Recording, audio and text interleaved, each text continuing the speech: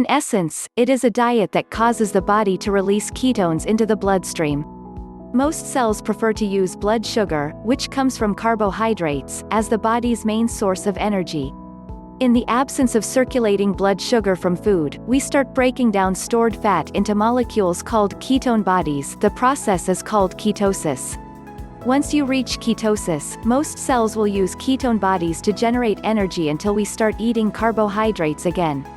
The shift from using circulating glucose to breaking down stored fat as a source of energy usually happens over 2 to 4 days of eating fewer than 20 to 50 grams of carbohydrates per day. Keep in mind that this is a highly individualized process, and some people need a more restricted diet to start producing enough ketones.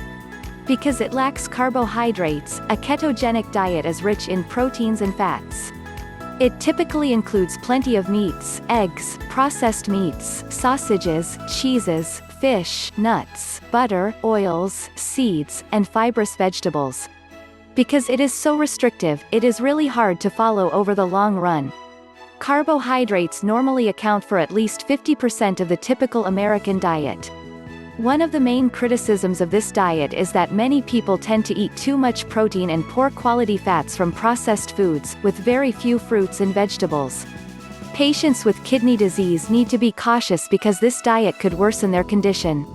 Additionally, some patients may feel a little tired in the beginning, while some may have bad breath, nausea, vomiting, constipation, and sleep problems.